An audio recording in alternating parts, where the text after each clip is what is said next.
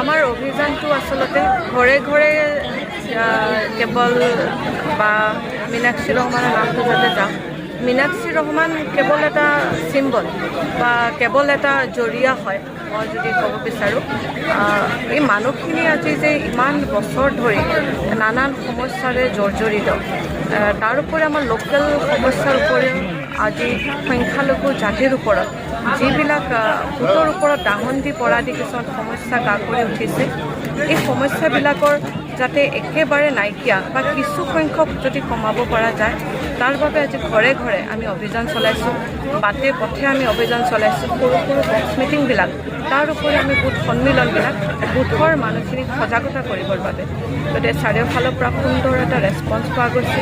চাৰিওফালৰ পৰা ৰাইজে একেমুখে কৈ আছে যে এইবাৰ জাতিৰ ভৱিষ্যতৰ স্বাৰ্থত, সমষ্টিৰ উন্নয়নৰ স্বাৰ্থত আমি মীনাক্ষী ৰহমান বাইদেউৰ লগত আছোঁ বুলি এইটো ৰাইজে মত প্ৰকাশ কৰিছে।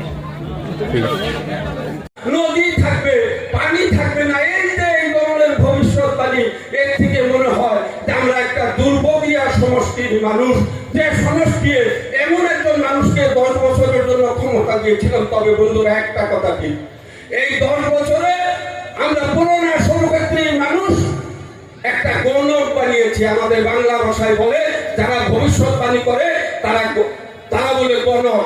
তেমন ধরনের একজন গণক আমরা সরুক্ষেত্রীর সমষ্টি সৃষ্টি করেছি। আমাদের সমস্যা বলার জন্য মানুষ সৃষ্টি করতে পারি নাই। আমাদের এই দুর্ভোগীয় মানুষের জন্য বিধানসভায় কথা বলার মানুষ সৃষ্টি করতে পারি নাই। আমরা একজন গণক সৃষ্টি করেছি। তাই এইবার সরুক্ষেত্রী সমষ্টিতে পুরোনো সরুক্ষেত্রী সমষ্টি, ওই সমষ্টির মানুষ সিদ্ধান্ত নিয়েছে আমাদের গণকের প্রয়োজন নাই, আমাদের প্রয়োজন আমাদের এই দুর্ভোগীয় মানুষের সমস্যার কথা যাতে বিধানসভায় তুলে ধরতে পারে, আমাদের এই অংশের মানুষের সমস্যা কিভাবে সমাধান হবে সেই কথা যাতে তুলে ধরতে পারে, তেমন ধরনের একজন মানুষ চাই। আমাদের গণক লাগবে না, আমাদের এই ধরনের ভবিষ্যৎবাণী করা মানুষ আমাদের প্রয়োজন নেই। এই ধরনের সিদ্ধান্ত কিন্তু সরুক্ষেত্রী সমষ্টি নিয়েছে। আমরা আশা করব পাকাবেতবাড়ি সমষ্টিতেও, পাকাবেতবাড়িতে 26টা জিপি রয়েছে, এই 26টা জিপির মানুষও ইতিমধ্যে যেভাবে সহারি জানাইতেছে মীনাক্ষী রহমানকে, যেভাবে ইউডিএফ দলকে অন্তর দিয়ে ভালোবাসতেছে, এর থেকে বলতে পারি আজকে হাজিপাড়া জিপিতে যেভাবে আপনারা আমাদের এই সভাকে সহযোগিতা করে সফল করার জন্য যেভাবে এগিয়ে এসেছেন, এর থেকে প্রমাণ হয় আগামী নির্বাচনে নিশ্চিতভাবে পাকাবেতবাড়ি সমষ্টিতে ওই গণককে বিদায় দেওয়ার মধ্য দিয়া আমরা একজন সুদক্ষ নেত্রীকে বিধানসভায় পাঠাতে পারবো। এই ধরনের অবস্থা সৃষ্টি হয়েছে। প্রতীকেই ভোট দিত বাধ্য ছিল, হাতের প্রতীকেই ভোট দিতে হবে। আমাদের বিকল্প কোনো জায়গা ছিল না। আমাদেরকে ফুটবল বানিয়ে আসামের বুকে লাঠি মারলেও আমরা বিকল্প জায়গায় ভোট দিতে পারতাম না, ভোট হাতের প্রতীকেই দিত। কিন্তু এই 20টা বছরে এই যে বলেন মৌলানা বদরুদ্দিন আজমল কি করেছে, তার একটা কথা, 2-3টা কথা আমি আপনাদেরকে বলতেছি।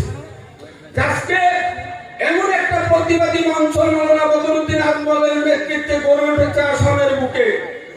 আজ আমাদেরকে লাঠি গুঁতা খেয়ে, আমরা আমাদের ঘর বাড়ি হারিয়ে, আমাদের বাচ্চাটাকে হারিয়ে আমরা বাধ্য হয়ে কংগ্রেসকে ভোট দিতে হবে না। আমাদের জন্য একটা বিকল্প জায়গা মৌলানা বদরুদ্দিন আজমল তৈরি করেছে, তারা চাইলেও আমরা ভোট দিতে পারবো। এটাও মৌলানা বদরুদ্দিন আজমলের একটা বড় অবদান আসামের বুকে।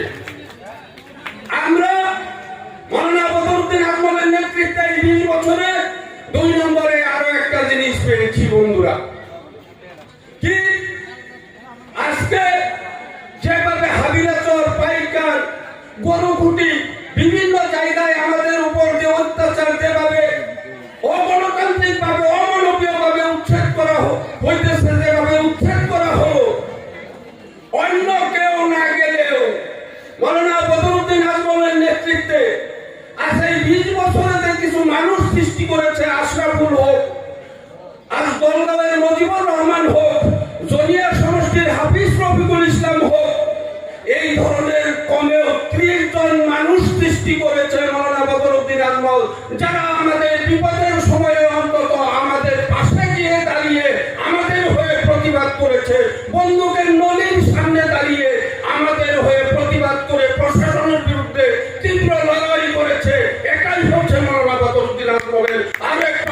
ধন্যবাদ বন্ধুরা। মুসলিম জন খ্রিস্টান নিয়ে বড় আসাম করতে চান। বদরুদ্দিন আজমল সাহেব একজন মুসলমান হয়ে একটা দলের নেতৃত্ব নিয়েছে বলে তাকে গঠবন্ধন থেকে বাইর করে দিয়েছেন। আপনারা সব যারা হিন্দু যারা নেতৃত্ব নিয়েছে তাদেরকে কংগ্রেসের নেতৃত্বে গঠবন্ধন করে আপনারা বড় আসামের কথা বলেন, সমন্বয়ের আসামের কথা বলেন।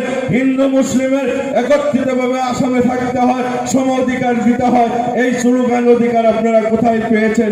শ্রদ্ধার জনসাধারণ, যদি তোমরা সমন্বয় আসাম করতে চাও, কেন মুসলমান একটা জনগোষ্ঠীকে বাদ দিয়ে তোমরা কিভাবে আসামের সমন্বয় আসাম করতে চাও? এই প্রশ্ন আপনাদের কাছে প্রথমে জনসাধারণের কাছে রইল।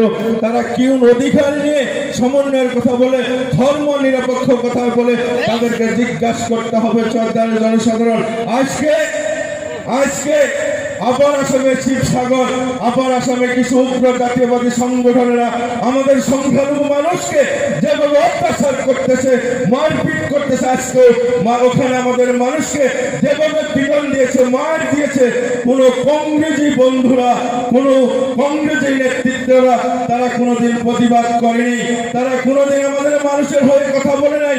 অথচ গৌরব গগৈ সাহেব সেই আপার আসামে আজকে রুদ্ধ করতেছে, তবু তারা আমাদের সংখ্যালঘু মানুষকে এভাবে অত্যাচার করতেছে, তাদের মুখ দিয়ে একটা শব্দ উপায় হয়নি। সরকার জনসাধারণ, আজকে আমরা সোশ্যাল মিডিয়ায় দেখতেছি